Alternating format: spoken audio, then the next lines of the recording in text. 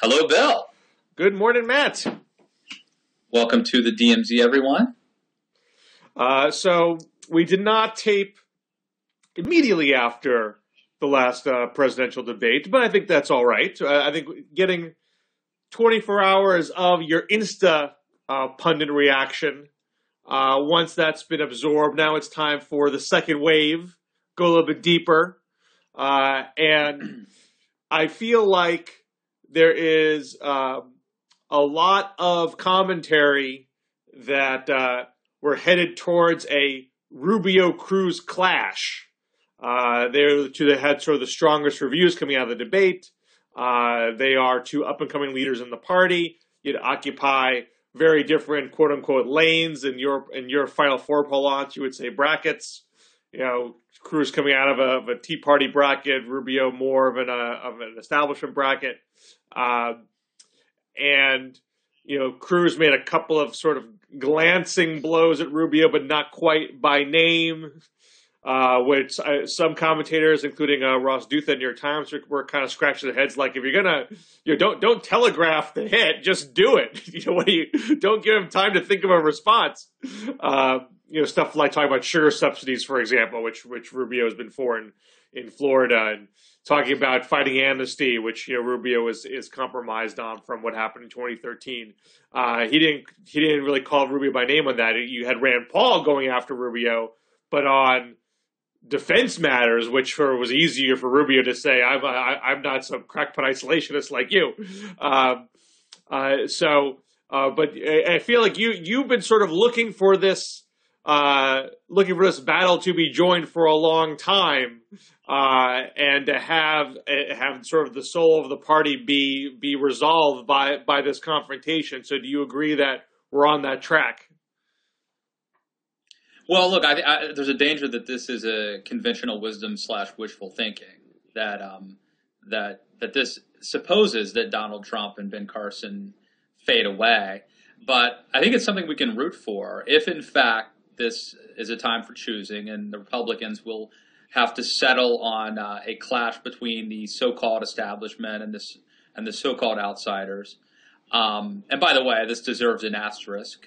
The notion that if you told me that Marco Rubio's the establishment guy, I would say mission accomplished for conservative, But and Ted Cruz, who worked in the Bush administration, is married to a Goldman Sachs executive. The notion that he's the outsider is also a bit dubious. But for our purposes here, we'll say that we need a surrogate from the establishment lane and a surrogate from the outsider lane, and that there'll be a representative from each lane will face off in the Super Bowl to determine the nominee, or in the playoffs in this regard to determine the nominee.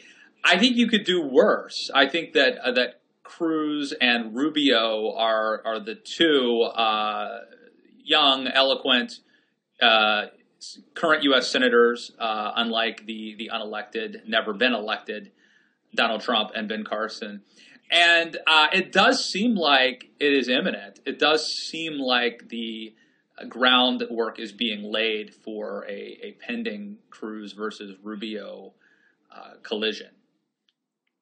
And so if that happens, you talk about kind of their bios not quite snugly fitting into these establishment outsider categories, but Rubio has at some point in his career been for a moderate version of immigration reform, and Cruz is steadfastly against anything that's quote unquote amnesty. Cruz wants a flat tax, if I recall correctly, and with a VAT, and Rubio is for a more nuanced. There's big tax cuts in it. He eliminates capital gains and estate taxes, but he also has this family friendly child tax credit. It's a lot more complex and nuanced than just a straight up flat tax. So we have these aspects of them where Rubio is trying to sort of stay within the bounds of mainstream thought, and Cruz is more of a just blow it up, burn it down kind of candidate. So, we've talked in the past about, which wing of the party will be dominant, and I've always made the case that the establishment wing always wins these battles, that the Tea Party side never consolidates around one candidate to have the strength to overcome a a candidate with clear establishment support. Now, Rubio is not yet that candidate because the establishment is not consolidated around one person. And Ted Cruz isn't your run-of-the-mill average insurgent. I mean, I think he's a more serious threat than like Santorum or Michelle Bachmann or Herman Cain, for example. He is not quite as much of a joke, but he still has, accomplished nothing in the Senate. He's only attempted to obstruct things and repeatedly fails at doing so, and often says But he fights. Yes, he does fight. He's very good at fighting. When he gets, I almost did that like Rick Santorum. Didn't Rick Santorum say like, "Why do I like the Democrats? Why do I respect the Democrats? Because they fight." It was a little bit awkward. Was that on the kids' table debate? Yeah, I didn't catch that. It was like this. It was a little discordant. It was the fight. It was compared to the Howard Dean scream. Okay. Thing, which of course we know wasn't really that bad in person. But anyway, narratives are all that matters here. So I'm skeptical that Cruz could hold. I mean, there's an argument that Trump plus Carson plus Cruz is more than 50%. So therefore, the anti-establishment, rebel wing of the party is truly ascendant here, so long as they consolidate around one person. And since Trump and Carson are complete jokes, they're more apt to collapse, and Cruz can pick up the pieces and therefore be the nominee. But as you get, I have a piece of Politico today. We talked about this before, how I feel Jeb Bush is this year's John Kerry. Not that he would lose a general election, which maybe he would, but as far as the primaries are concerned, Kerry was the one being written out right about this time. It was in November when his numbers started to really tank. Remember that he fired his campaign manager, left in December. That's right. So Jeb hasn't really had that level of staff shakeup the way that Kerry had and John McCain had earlier in his cycle. He's done the staff cuts, but it wasn't like a total overhaul of the leadership circle. But this is when Kerry was kind of running around low 10s, mid 10s through much of the year, mostly not leading. Lieberman had the lead for much of the first half of 2003. Dean's number was never that strong either, but it was coming up. His fundraising numbers were great. His poll numbers were still kind of iffy, but they were coming up in the summer.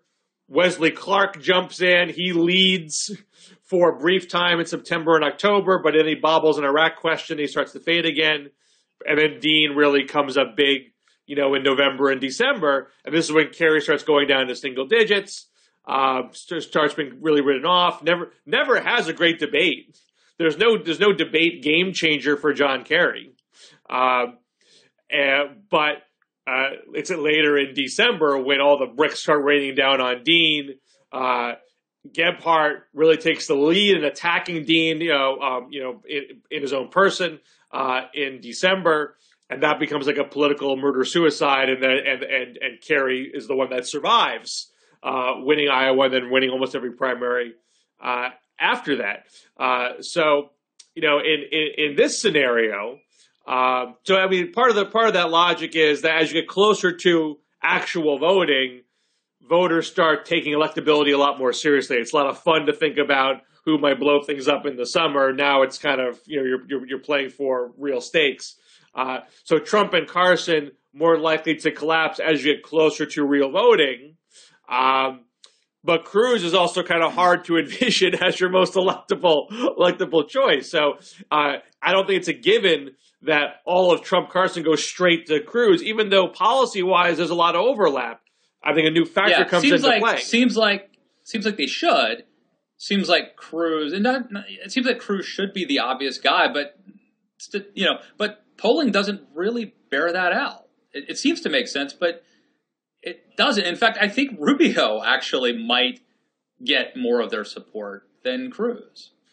Well, I feel like once electability becomes more paramount, and electability usually is not paramount in the Iowa Republican caucus. They went with Huckabee and Santorum. So I don't think that's where either a Jeb or a Rubio would have a breakout moment. Although in such a fractured field, you only need to have 25% or so. Romney almost won Iowa with about 25%. So they thought he did. They said they declared him the winner. In the first day, they declared him the winner. Then after the vote, Santorum got the consolation win. That's how close he came to winning. Right. How close he came to winning it is that they declared him the winner. Right. Right. And talk about a guy who really got screwed over was Rick Santorum. I mean, half the reason that you want to win Iowa is to get the bounce, to get the press, the picture that night. And so he was kind of deprived of some of the benefit of that. Right.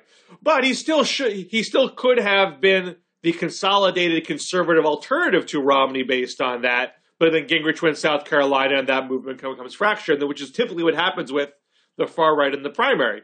Well, remember that Santorum goes to New Hampshire right after Iowa, before the New Hampshire primaries, and gets in this big discussion about gay marriage. Right, or right. I forget the details, but he gets bogged down. He took every bait. He never could speak. He wasn't a disciplined enough candidate. Trump, Carson, and Cruz are arguably not disciplined enough candidates to deal with the kind of pressure you would be under once you were really being taken seriously as a front runner. But we're seeing Trump, Carson, and Cruz sort of benefit from playing up this kind of nationalist, populist mood, and I think Santorum could have played that same card. In fact, Santorum might have even been better equipped to play it, except he would get bogged down in the social issues. Not to say that they're incompatible with the populist thing, but they did distract from that message. I think it just raised concerns like, can this guy really go the distance, vis-a-vis Obama in a general? Do I really trust putting it all on that, even if it speaks to what you believe in your soul? So you're assuming that Cruz gets a chunk of the Trump-Carson inevitable collapse, and Rubio remains the hot hand for a period of time because his debate performances have been solid. Couldn't they tear each other apart? Couldn't they succeed, quote unquote, in raising each other's weaknesses to the point where voters sour on both of them, and there's little old Jeb hanging out on the side? No one's touching him, and then he sneaks through the way John Kerry snuck through in early 2004. This is why, I understand people think that, Jeb has been flat in the debates and the party doesn't like him and all that kind of stuff. But there was a lot of that with John Kerry in 2003. The Iraq vote was compromising, never had a debate moment, but he had institutional resources. He had perseverance. He waited out for other people's weaknesses to rise to the surface and was in the right place at the right time when the voting began. Yeah. All right, let me make two quick points here, Bill. Number one, the fact that Jeb Bush, that his hope relies on a sort of bank shot where the two other guys kill each other, really suggests how far he's fallen. The fact that you have to sort of imagine this scenario in order for Jeb to be the guy tells you the trouble Jeb's in. Having said that, I actually think you're right. This does happen. And this is not an implausible idea. That this could, in fact, happen. I agree that if we may go into our chest of sports metaphors, Jeb does not quite control his own destiny at this point. Yes, good analogy. Does that happen in Aussie rules football too? Because I'm familiar. I'm familiir with this in baseball in America, like a baseball in football. Yes, this expression. The same things do happen. They are sports metaphors transcend. You need the cultural Yankees. The Orioles could make the playoffs, but only if the Yankees drop the next two games against the Red Sox. So you need someone else to help you out. You can't make it on your own. Yeah. I think as it stands today, if Rubio never made a mistake and beat back every attack that came his way, I would presume Rubio would be the nominee as of today. But I feel this guy has not really been tested, not really been vetted. He's had good debate moments when attacks have come his way, but they've been slow pitches over the plate. He hasn't really had a barrage come at him. The best example of that was the debate, the latest debate, the Fox Business debate, where they had this whole discussion about amnesty and immigration reform, and they kept trying to go to Rubio, and Kasich and other people kept interrupting, and so finally Maria gives up and goes to Rubio and asks him, like, why is Hillary Clinton so hard? Right. You know, you're so much younger and better looking than her. I mean, why does her experience not matter? That can't last. There's no way Rubio goes from here to February without someone tearing into how he handled immigration in 2013. I mean, which is why, Bill, I'm calling on Rubio. I'm suggesting he needs to have a speech. You cannot respond to this. This cannot be the kind of thing that you respond to in a debate where you don't get to frame it, where you can be interrupted. I think Rubio needs to have like a Jack Kennedy Catholic speech or a Reverend Wright speech, because look, I don't want to get bogged down in this. We've talked about it so many times, but I think Rubio needs to do a few things. Number one, he needs to explain the 2003 bill. It was not amnesty. It required, like, you don't have a criminal record. You pay a fee. You pay back taxes. You wait a decade or a dozen years and then have a chance to possibly become a citizen. He needs to explain that, number one. Number two, he has to explain that he's realized that the Republican House is not going to pass comprehensive immigration reform. That's especially true now that Barack Obama has poisoned the well with his executive orders. And so even though Rubio still believes in a pathway to citizenship, as he did in 2013, pragmatically, what he would do as president is secure the border first, and then once that is done, there may be will to actually have more immigration reform. He has to explain that, but I don't think you can do that in a debate. You can't count on having the chance to actually get through all that because it's a mouthful under duress.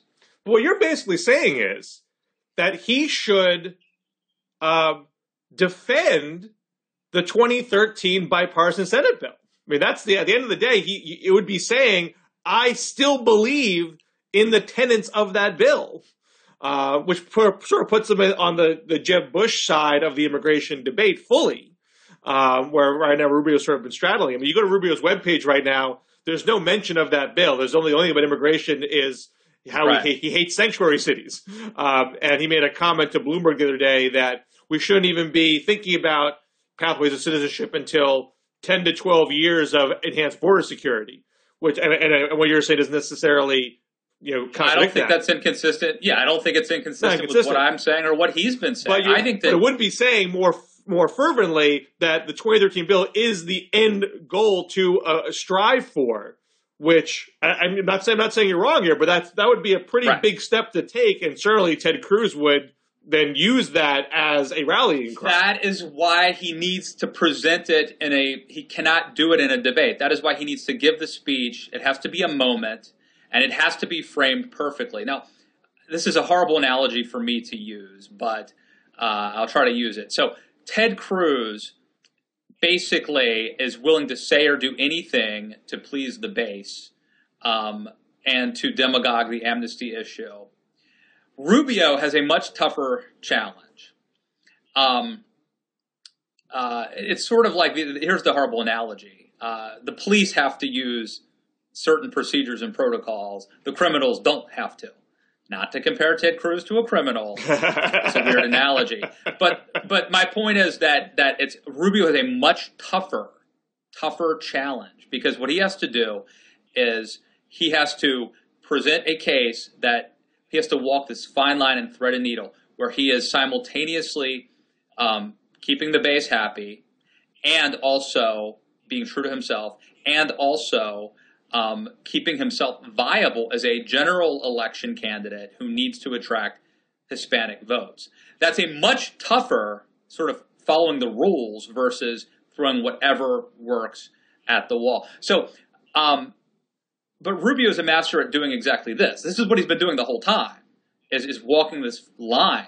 You've got Kasich and Bush who are alienating the base, and you've got Cruz and Trump who are just throwing red meat wantonly at the base and probably making themselves especially Trump, unelectable in a general election.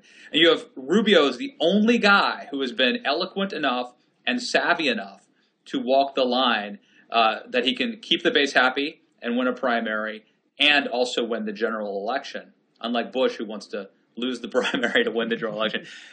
Long story short, this is a deadly, politically dangerous or toxic issue. Immigration is very dangerous for Rubio. Cruz has clearly signaled that he's going to attack him on this. I think Rubio has to take the bull by the horns and get this out and frame it in the most positive way that he can, that explains his position. And I think the temptation is to postpone it, to try to duck it, to hope that you can avoid it. And I do not think that's possible. I think he's better off facing it head on and framing it in a way that it, and by the way, I think Rubio's position, as I've described it, is utterly defensible, but he has to defend it. Now you have, I'm not disagreeing with you here. I mean, and if Rubio did that and pulled it off, that'd be like sort of Obama's more perfect union speech diffusing the Jeremiah Wright issue, showing to the Democratic base, look, I can take these hits and spin them in my favor. So, if he actually, right. if that would be a neat trick for Rubio to do, and that would probably make him quite untouchable. But you and I both have the pundit disease of always arguing for, let's talk about it. Let's confront it. Let's take it on head on. Let's talk about it in all its wonderful detail and prove to the world that everyone agrees with us. And the politician campaign manager inclination is like, let's avoid this for as long as possible. Maybe we won't have to talk about it at all. So that's stupid. That is stupid. It's a short-term thinking. Live to fight another day when never addressing the lingering long-term. Look, this is not going to go away. Ted Cruz is not going to let this go away. Donald Trump is not going. At some point, Rubio becomes a problem, and he will have to be eliminated. And the way you eliminate him in a primary is you do what Mitt Romney did to Newt Gingrich and Rick Perry. You demagogue the hell out of immigration issue. It is, I'm not saying it's a majority issue on the right, but the people who care about it are passionate about it. You've got to get ahead of it. And by the way, there was a time when I thought I was going to become a strategist, not a journalist. And so I think I retain the ability to think strategically. I try. But the risk of doing it, of course, would be that Rubio would do that. Cruz would go to town and say, he's secretly for amnesty. He's not. He never talked. He'll say to it 15 years from now, but you can't trust him. He wanted to do it. He voted to do it. In 2013, given the chance, he'd do it right away. And he talked out both sides of his mouth throughout that whole spectacle. He proves he can't lead and you can't trust him. I'm the one guy you can trust. Rubio, of course, would go to town on Cruz and say, all you do is obstruct. You can't win the general. And once again, as I read in Politico today, that is a perfect scenario for the Jeb Bush to say, even though he is pro-immigration reform like Rubio is, he would at least be able to say, look, I'm being straight about it. What I believe, I've not wavered in my stance. Maybe we disagree, but you know where I stand, and you can trust me that I'll do what I say. Again, Bill, I think that your theory is not absurd. It's not absurd. It could happen. It could definitely. This stuff happens from time to time. I mean, there's a governor's race. I think Barnett in South Dakota about a decade ago, maybe 15 years ago, where some guy came out of nowhere. There were three candidates running, and the two front runners destroyed each other, and some third guy ended up becoming the governor. So it happens. And as you mentioned, the 2004 Democratic primary example. So stranger things have happened. Well, let me shift gears to the off-year elections. We just had the Democrats lose the Kentucky governorship. They have better hopes in Louisiana. That debate actually happened on Tuesday as well, and the whole David Vitter prostitution thing came up in full force, and John Bell Edwards, Democrat, has a particularly rough ad where they accuse Vitter of skipping a vote to honor veterans to answer the prosecution's call, and it says prostitution's over patriots. Vitter is trying to say that the veterans are mad about this ad. And, yeah. That may be the most negative ad in the history of mankind. that is a nasty ad. It's actually, it almost seems like a parody. Like it's so over the top and its negativity that it almost seems like SNL or something. But it's like, if you haven't seen the ad, Google it. But I'm paraphrasing here, but it's basically like, while so-and-so answered their call to serve America in the Marines, David Vitter was answering a call from a prostitute. Right. It was ridiculous. But but some Democrats and yet basically factually true. So well, that's the thing. Well, so two things about that. One is that there are Democrats from the Kentucky experience saying where the lead for the Democrat there wasn't as big as you're seeing in Louisiana. Jack Conway was up by about 5 points and ended up losing by 9.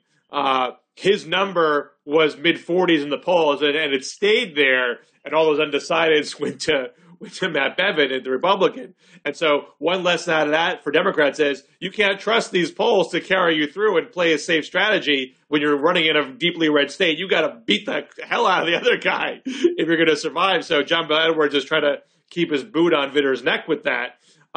What's also notable is, and this came up there's a piece by Robert Mann in Salon. Robert Mann's an LSU prof. Said it's actually new information for voters that it's old news that he frequented prostitutes. That came out in 2007. He apologized for that previously. He won a Senate re-election after that handily. It's new that it affected his duties as a public servant. That he actually missed a vote of importance for that. And you might debate whether this is actually an important vote, but it's clearly symbolically important because it involved veterans.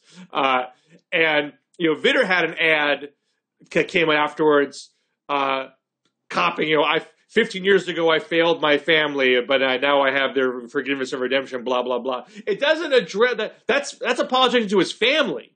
It doesn't address his acts as a senator. Which this ad introduces for the first time. And he still is not acknowledging that issue. So I think that's a way why this ad might succeed in its nastiness, despite it being a seemingly caricature of a negative ad. That's an interesting angle or wrinkle that they've added. But you're right; they're really sort of running up the score on Vitter, and I wonder if Bill Belichick might not be the strategist behind this. It's like when the onsides kicked against the Redskins. The guy will just do it. So it could get ugly. It could get nasty. I'm still stuck on the Bevin. It's amazing American politics and the ability for reinvention. And Matt Bevin is a guy who was just destroyed by Mitch McConnell. Not that long ago. Last year. 1 year ago. Last year. And he looked so bad and pathetic, and now he's going to be the new governor of he only Kentucky. won the gubernatorial primary by 83 votes. I mean, he was that close to his political career being absolutely extinguished. And it just goes to show you, don't stop thinking about tomorrow, because wouldn't anybody in their right mind have told Bevin, hey, you need to go away for a decade and get your act together? And but he had the moxie, and he could have been embarrassed. And the Jack Conway, I don't know if he's the biggest loser in political history, or if this is just a sign that Kentucky, this might just be a bigger trend of southern and border states going red. But whatever the case may be, he has not had very good fortune. The other wrinkle, by the way, Bill, we did not mention this last time, but it's also interesting that that there are three. Well, the top three of the top three statewide elected offices in Kentucky, two of the three have have been opposed by, at some time or another, have been opposed by the sitting Senate Majority Leader Mitch McConnell.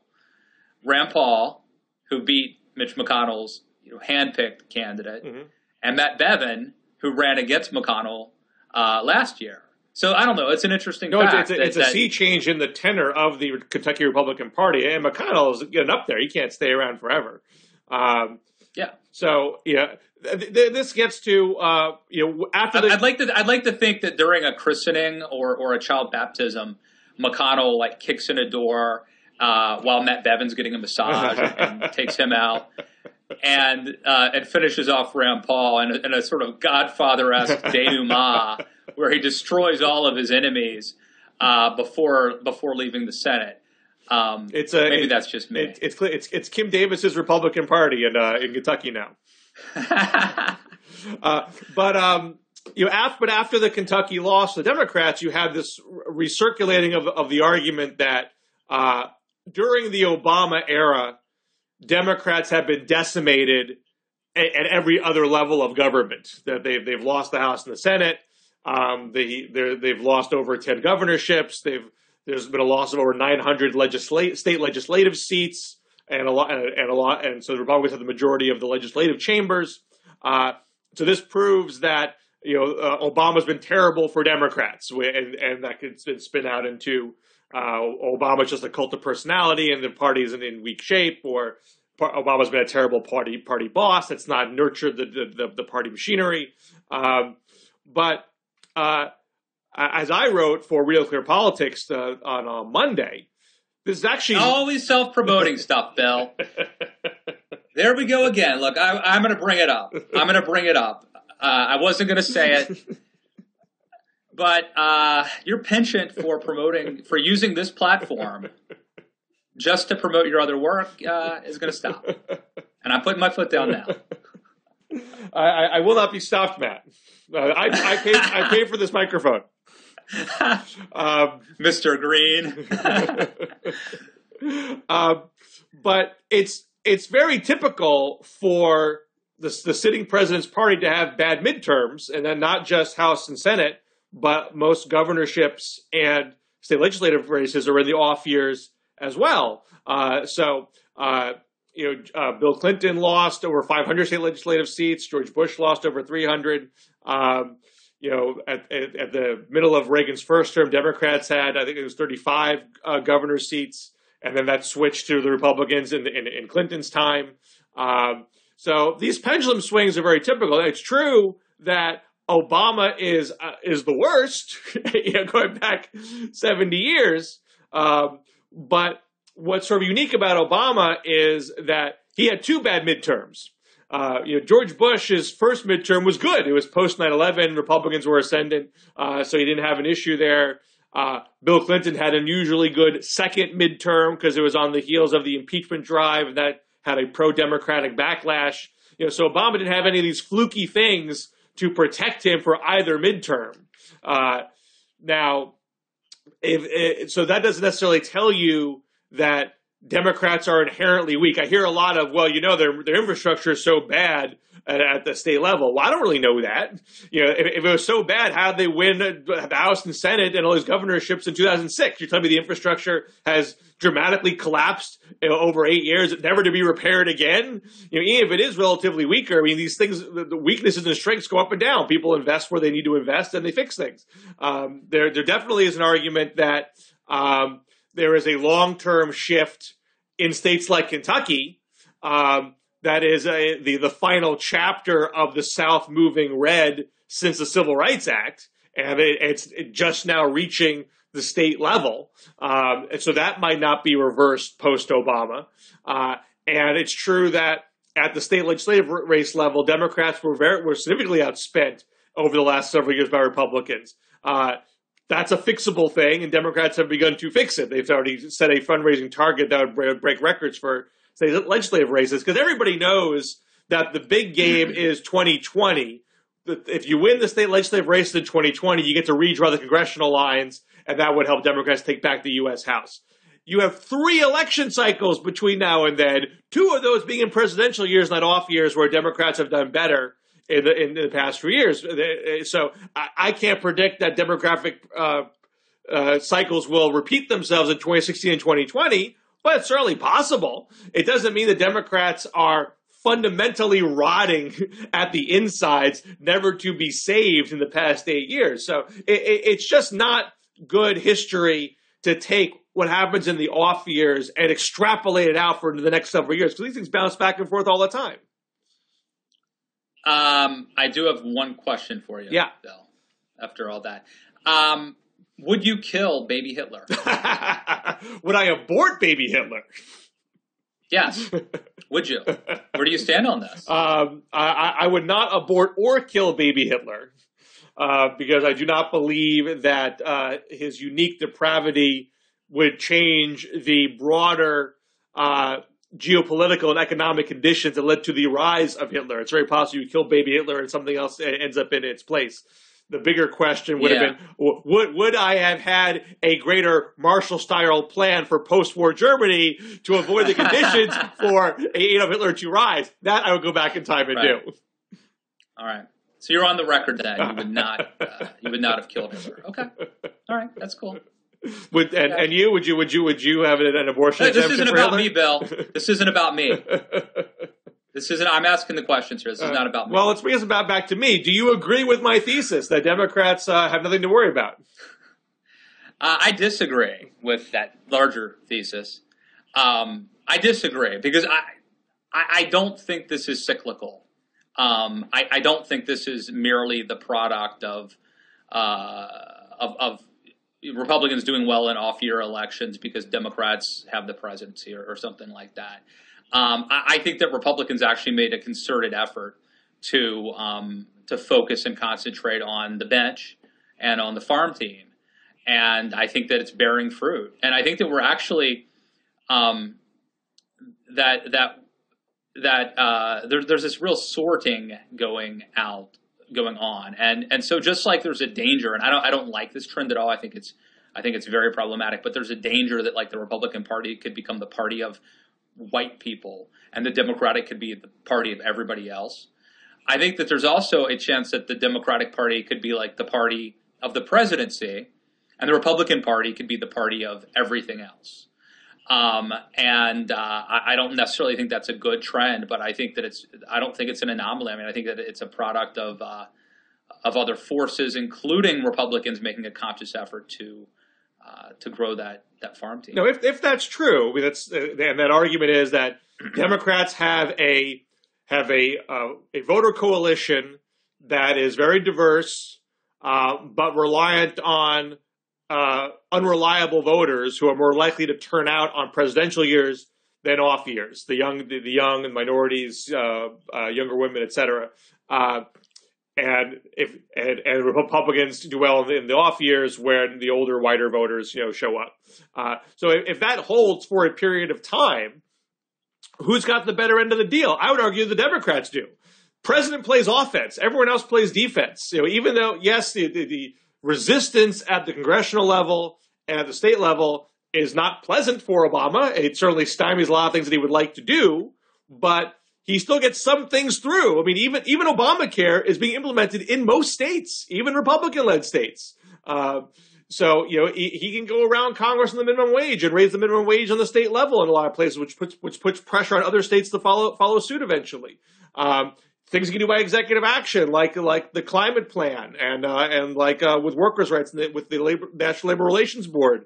Those things are not easily stopped at the state level. So he's still the driver of the national agenda, and Republicans are just doing their best to block what they can. I would rather be in Obama's position than vice versa. So while we were first, let me just close that up. So I think that I think that you're right. I mean, Republicans have seen how important the presidency is, especially if you have a president who's going to do executive orders and act unilaterally. And as the power of the presidency has only increased, and the president has a veto. I mean, I think that's a valid point. I don't necessarily think this is inexorably where things are headed, but I think that you could make a good argument that it may shake out that way. Now, Matt Iglesias makes the other point, which is Republicans have all this infrastructure, and all they need is the presidency to then have total domination and go crazy, which is true. I mean, obviously, if the Republicans won the White House this time, they would do a lot of damage. But I would think that and part of the question is like, how unique is Obama in the sense that when he's not on the ballot, does do as many minorities or whatever, base liberals turn out? I mean, and that's 2016 is a big test of that. Can Hillary replicate the Obama coalition? And if she's up against someone who's not a white male, if she's up against a Rubio or a Cruz, would that change the dynamic? Would they be able to Republicans get some of that Latino vote back? That's why my motto is Rubio Martinez.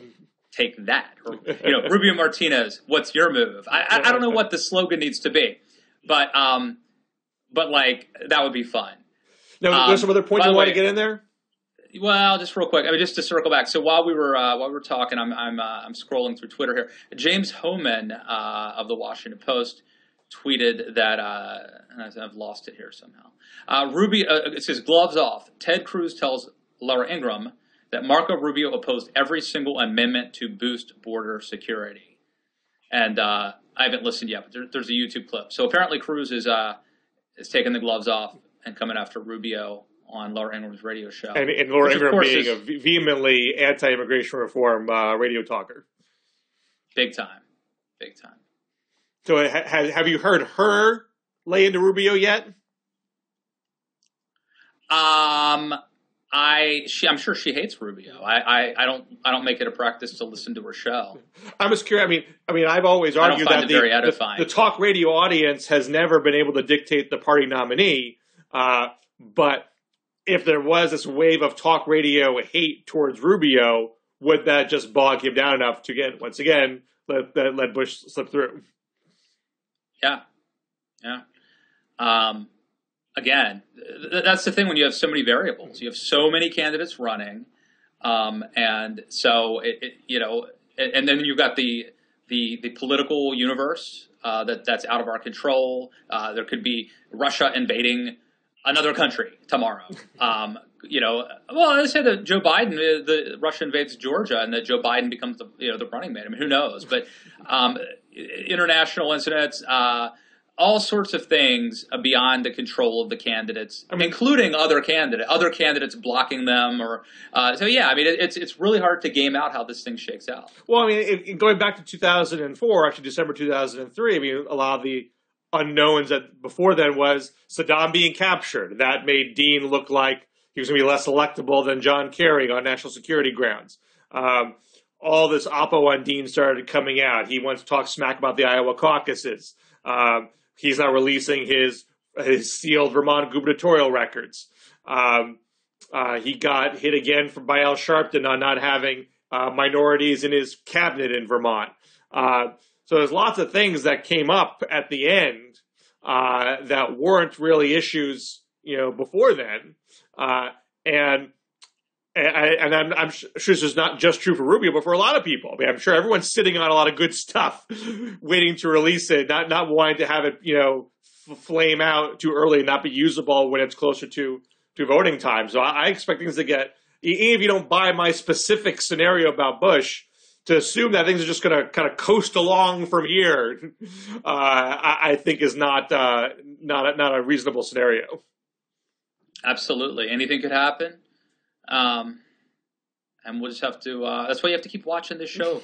Let me just make a quick shameless plug. I don't like to talk about myself. I know, you're a modest man. I don't like to talk about my book, Too Dumb to Fail, but let me make a pitch for why you need to get it. You need to pre-order it now. Because we're talking earlier about this time for choosing, this great debate taking place within the Republican Party. And I do believe that it's really important. If the Republicans go the way of Donald Trump, let's say, that will send if they become a sort of nativist, populist, nationalist party, that could change their perception for a generation. Or they can go another way. They can go Marco Rubio, Paul Ryan. Dramatically different futures, dramatically different visions. And the book, Too Dumb to Fail, part of what it does is argue for the Ryan Rubio direction, why that's the right way for conservatives to go. If you agree with me, you should pre-order this.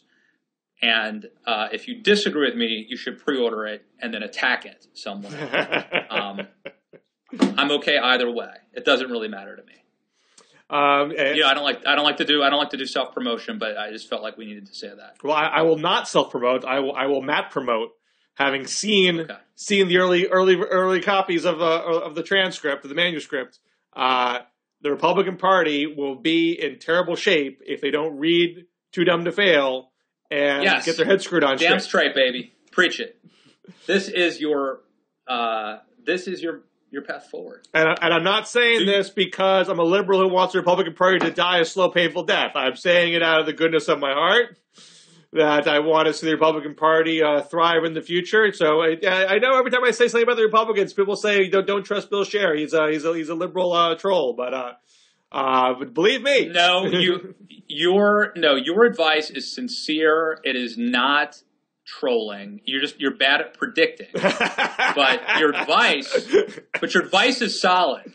The advice part's solid. The predictions a little iffy. And I give it knowing that I'll be called a liberal troll and you'll never take it. So you got to think 2 steps ahead if you want to get past me. But the advice is almost always good advice, to be honest. So anyway, buy the book. All right. Is Amazon your preferred pre-order venue? I am neutral, man. You can go to Books A Million, you go to barnesandnoble.com, or visit your local bookstore. How about that? Promote a local bookstore. Yeah. That would be a nice move. Do that. Be crunchy. You can do that as well. Well, you want to check out my podcast. You want to go to your local bookstore and say, "Hey, when's Too Dumb to Fail coming in?" Then they're going to say, "Oh, yes. I better order a whole bunch of Too Dumb to Fail." The people keep coming to my bookstore and asking about it. That would be nice. And if you see another book, there are others who have competing books that are coming out. Yeah, don't buy them. What I'd like you to do is hide them. Take those books by these other competing journalists who are writing about how the right went wrong, and put it in the French erotica section behind another book. I think maybe you want your book in the French erotica section. Maybe you need to reach out beyond your natural audience. Yeah, I mean, whatever the case may be, but you know what to do. You have your marching orders. You know what to do. The Matt Lewis Army, the Too Dumb to Fail Army out there, who's putting up flyers, starting fan clubs, and hiding other people's books. You have your marching orders. Weigh in the comments, report back, maybe take a picture or a video as you're hiding someone else's book. There's a statute of limitations. Wait a year, but share it with us in the comments section. All right. Always good to talk to you, Matt Lewis. I was good talking to you, Bill Scher. So I guess we got one more week before Thanksgiving week. So I'll see you regularly scheduled time next week.